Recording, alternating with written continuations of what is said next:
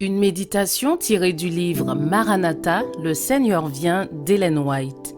6 juin. L'apostasie prépare le chemin. Que personne ne vous séduise d'aucune manière, car il faut que l'apostasie soit arrivée auparavant et qu'on ait vu paraître l'homme du péché, le fils de la perdition. 2 Thessaloniciens 2, verset 3. Lorsque l'Église primitive commença à se corrompre en abandonnant la simplicité de l'Évangile et en adoptant les rites et les coutumes des païens, elle perdit l'esprit et la puissance de Dieu, et afin de contrôler la conscience du peuple, elle rechercha le soutien du pouvoir civil.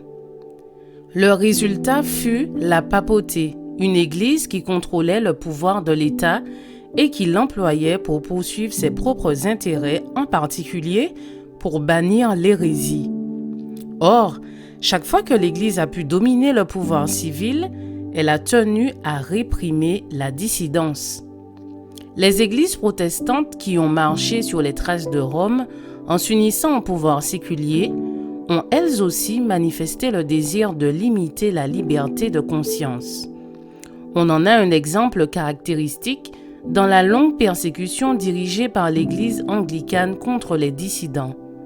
Au cours du XVIe et XVIIe siècle, des milliers de pasteurs non conformistes ont dû quitter leurs églises et un grand nombre de personnes prédicateurs et fidèles ont été condamnés à des amendes ou ont subi la prison, la torture et le martyre.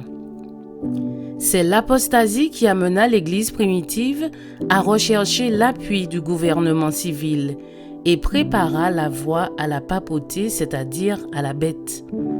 Paul l'avait dit, il faut que l'apostasie soit arrivée auparavant et qu'on ait vu paraître l'homme du péché. 2 Thessaloniciens 2, verset 3. Ainsi, l'apostasie de l'Église préparera la voie à l'image de la bête.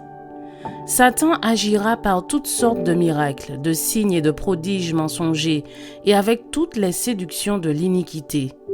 Et tous ceux qui n'ont pas reçu l'amour de la vérité pour être sauvés seront abandonnés à une puissance d'égarement pour qu'ils croient aux mensonges.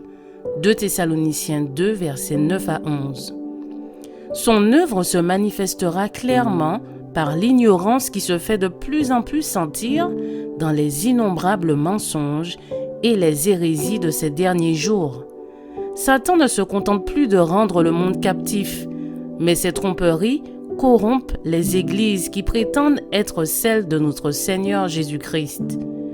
Une grande apostasie se produira, aussi ténébreuse qu'à minuit.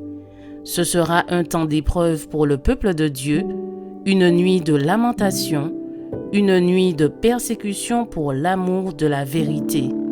Mais la lumière de Dieu resplendira dans cette obscurité profonde. Je vous souhaite une excellente journée. Que Dieu vous bénisse.